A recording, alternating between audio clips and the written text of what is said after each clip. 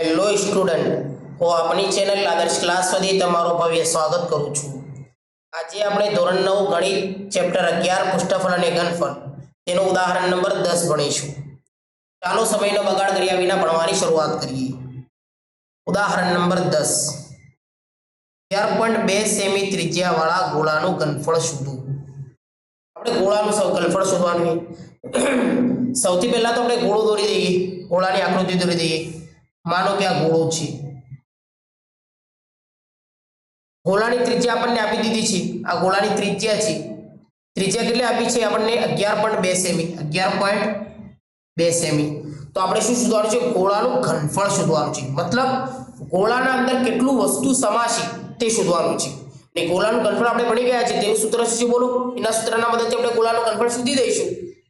સૌથી પહેલા આપણે ગોળાનું ઘનફળનું સૂત્ર લખી દઈએ। ગોળાનું घनफल बराबर एनु सूत्र शुं छे बोलो? 4/3 पाई r नो घन। 4/3 अब आपणे किंमत मूकी दઈએ। 4/3 तो एमने एम लखी दो।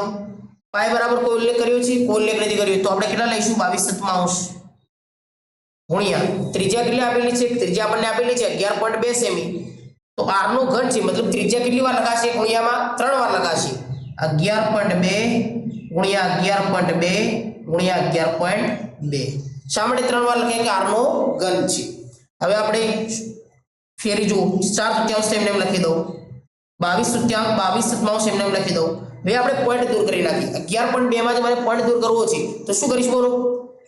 112 એમને એમ લખી દઉં। પોઈન્ટ દૂર કરી નાખો અને આ ઉપરની સંખ્યામાં પાછળથી એક સંખ્યા આગળ પોઈન્ટ હતું તો નીચે કેટલા લખી દઈશ? 10 લખી દઈશ।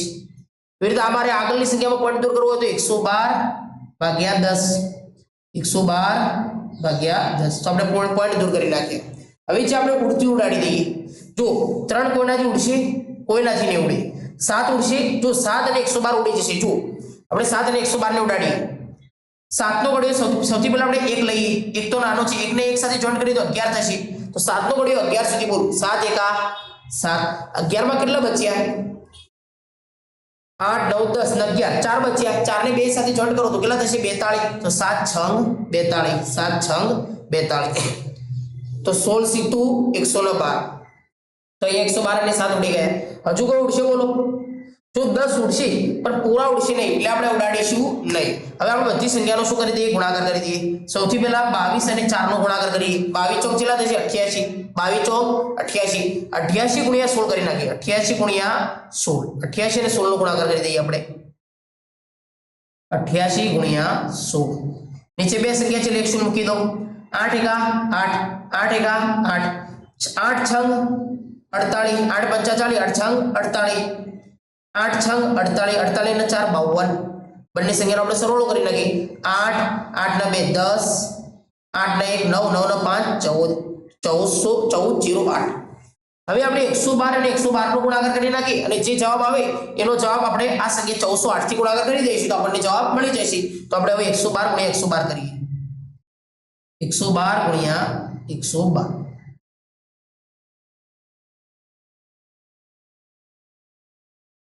तो नीचे 3 संख्या है तो नीचे કેટલી સંખ્યા? શૂન્ય મૂકીશ, 2 શૂન્ય મૂકી દો। હવે 1 નો ગુણાકાર હવે સૌથી પહેલા આપણે 2 એકા 2 1 એકા 1 1 એકા 1 હજુ બે સંખ્યા બાકી છે એટલે 1 શૂન્ય ફરી મૂકી દો। 2 એકા 2 2 એકા 1 એકા 1 1 એકા 1 હજુ બે બાકી છે તો 2 દુ 4 2 એકા 2 2 એકા 2 નીચે એટલે ત્રણેય સંખ્યાનો આપણે સરવાળો કરી દઈએ। 4 2 2 4 4 2 2 4 ને 1 5 1 ને 1 2 અને 1 તો કેટલો જવાબ મળ્યો આપણને? 12 5 44 12 એટલે 12544। હવે 12544 નો ગુણાકાર આપણે 1408 સાથે કરી દઈએ તો આપણને જવાબ મળી જશે। તો આપણે ગુણાકાર કરી દઈએ। 12544 ગુણ્યા 1408 આ બે સંખ્યાનો આપણે ગુણાકાર કરી દઈએ તો ઉપરની સંખ્યાનો આપણે ગુણાકારનો જવાબ મળી જશે। तो नीचे કેટલી સંખ્યા આપેલી છે બોલો? 4 સંખ્યા આપી છે તો કેટલી શૂન્ય મૂકી દો? 3 શૂન્ય તો મૂકી દો। હવે 4 એકા 4 4 એકા 4 5 એકા 5 2 એકા 2 1 એકા 1 હજુ બે શૂન્ય મૂકીશ, ચમ કે હજુ ત્રણ સંખ્યા બાકી છે, બે શૂન્ય ફરી મૂકી દઉં, બે શૂન્ય ફરી મૂકી દઉં. ચોગું ચોગું 16, ચોગું ચોગું 16 ને 1 17, પોચ ચોક 20 ને 1 21,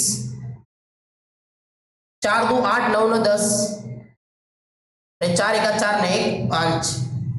હજુ એક શૂન્ય મૂકીશ, શા માટે કે બે શૂન્ય બાકી છે, હજી બે સંખ્યા બાકી છે 0 ને 8, તો એક શૂન્ય ફરી મૂકી દઉં.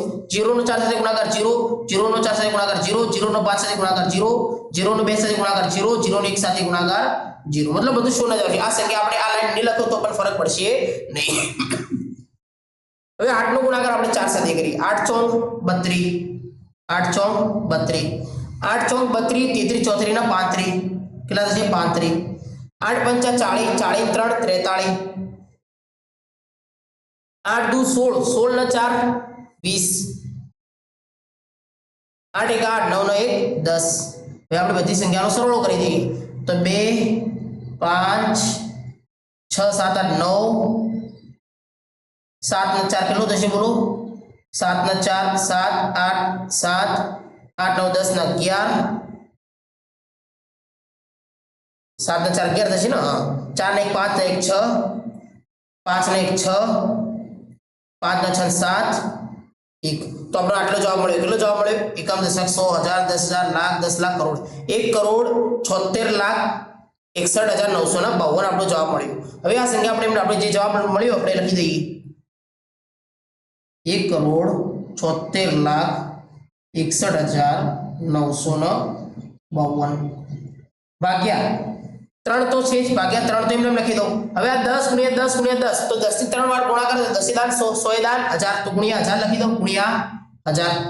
હવે જુઓ આપણને જે જવાબ મળ્યો 1,76,61,952 એના ભાગ્યા 3 કરી નાખીએ, ભાગ્યા 3 કરી નાખીએ તો આપણને જવાબ મળી જશે. તો આપણે એના ભાગ્યા 3 કરી નાખીએ.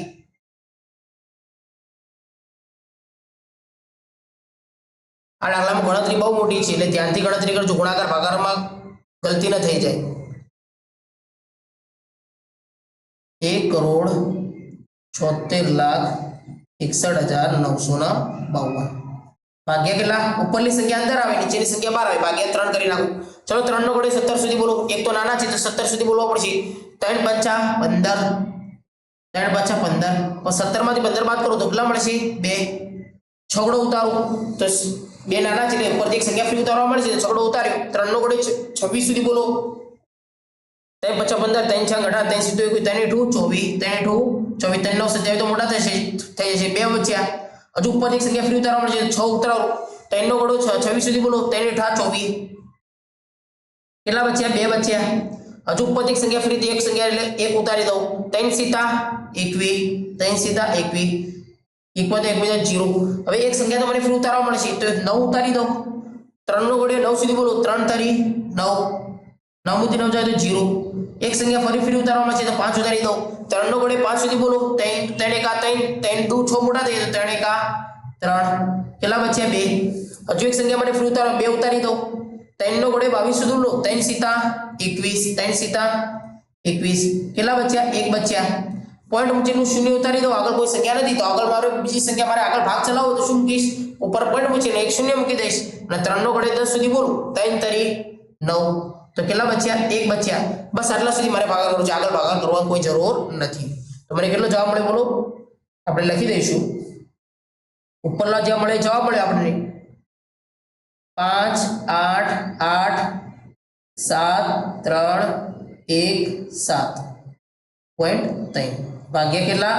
1000 તો હજુ બાકી છે તો 1000 એમને લખી દઉં. 1000 એમને લખી દઉં. તો આપણે આ જવાબ મળ્યો. હજુ આગળ આપણે ભાગ ચાલશે. જુઓ આપણે ભાગાકાર કરીએ આગળ. હવે આપણે આને સંખ્યાનો ભાગાકાર કરવો છે. એનો જવાબ આ સાઈડ લખો. 5 8 8 7 3 1 7.3 એનો ભાગાકાર 1000 કરવા છે. ભાગ્યા મારે કેટલા કરવા છે? 1000. તો એનો શોર્ટકટ ભાગાકાર કેવી રીતે થશે બોલો?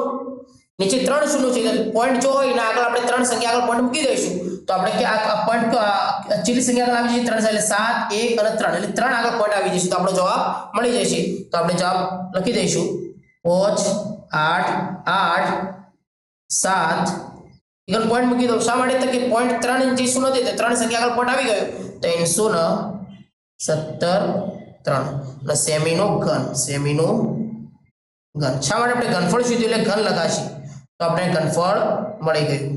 તો આઈ હોપ હું આશા રાખું છું કે તમને ઉદાહરણ નંબર 10 સમજાવ્યું હશે. ચાલો આપણે નેક્સ્ટ લેક્ચરમાં મળીએ.